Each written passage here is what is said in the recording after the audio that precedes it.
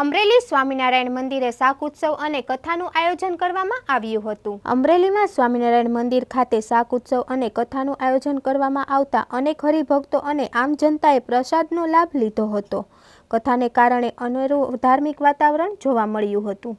महाराज तमे मने सर्वोपरि मेळा छो, आ पूरा ब्रह्मांड ने तमे पोषो छो, तो महाराज तमे मने नहीं पोषो। महाराज कणबीना छोकरा अने कुकड़ा कोई दिवस भूख्या न रे, ई गमे त्याथी दाणा गोती काढे। कणबीना छोकरा ने कुकड़ा जवेर भाई आम भगवान स्वामी नारायण ने पर्वत भाई बात करी, भगवान स्वामी नारायण राजी थया छे। पर्वत भाई ने बात में गाली मेळा छे, कीधुं के पर्वत मैं तने आप्यो ते वापरी जाय। માટે વાલા ભક્તજનો આ રીતે સમર્પણની ભાવના આ સંપ્રદાયમાં હજારોની સંખ્યામાં નરનારીઓમાં જોવા મળી છે અને આ સમર્પણની ભાવના આ પ્રેમની ભાવના એ જ ભાવનાને લઈ અને ભગવાન સહજાનંદ સ્વામીએ આવા સદાવ્રતની શરૂઆત કરાવડાવી હતી અને એ સદાવ્રતની પરંપરાને આ મંદિરથી ફરીવાર જાગૃત કરવામાં આવી છે। ખૂબ આયા એવા માણસો આવે છે, જમે છે અને ઘણા લોકો પોતાની ભાવનાથી કેવું નથી પડતું એ આ જોઈ અને દઈ જાય છે। એ ભગવાનની કૃપા છે।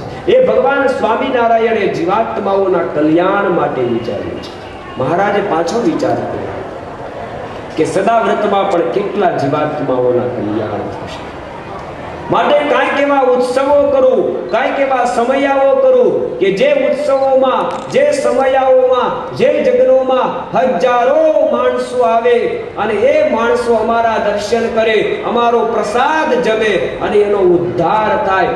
એટલા માટે ભગવાન સ્વામિનારાયણે આમ વિચારી અને ઠેર ઠેર મોટા યજ્ઞ કર્યા અને નિષ્કુળાનંદ સ્વામી એ વાતને જાણ્યું। જગ્નમાં જમશે જે અન્ન રે, આ પંક્તિના માધ્યમે યજ્ઞનો જે ભગવાન સહજાનંદ સ્વામીએ આ સંપ્રદાયમાં પ્રારંભ કર્યો એની વાત સ્વામી નોંધે છે। જગમાં જમશે જે અન્ન રે, જાશે ભાવે તે થાશે પાવન રે।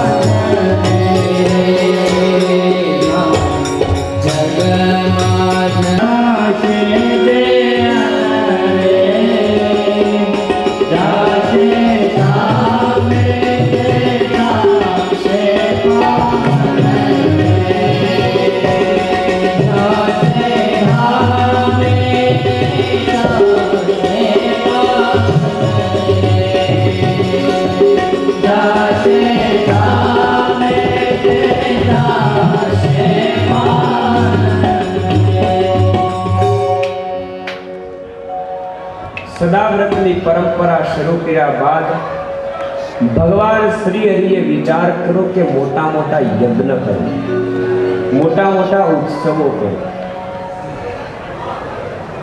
જાણ્યું જગ્નમાં જમશે જે અન્ન રે, જાશે ધામે તે ખાશે પાવન. યજ્ઞમાં કોઈ જીવાત્મા આવશે, યજ્ઞના દર્શન કરશે, સંતો ભક્તો અમારા દર્શન કરશે. કોઈ જીવાત્મા જમશે, પાવન થશે.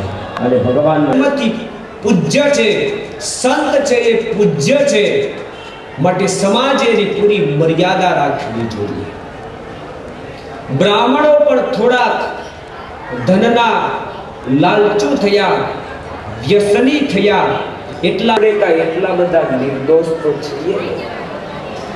આપણા જીવનમાં કેટલા વ્યસનો હોય છે, કેટલાય સ્વભાવો હોય છે. જેમ આપણે આપણા સ્વભાવને માફ કરીએ છીએ, એ જ પ્રમાણે કદાચ બીજામાં કાંઈ થોડી ઘણી ક્ષતિ હોય તો એને માફ કરતા છે. જેમ આપણને આપણા સ્વભાવો નથી દેખાતા. પેલી વાત આવે છે ને કે શિયાળ એકવાર આમ ઊભું તો બધાય નીકળતા હતા પ્રાણીઓ, એટલે બધાયની શિયાળ ચોવટ કરતું અને બધાયના દોષો બતાવતું હતું. અને એ એમ કહેતું હતું કે ભેંસના તો સિંગ વાગા,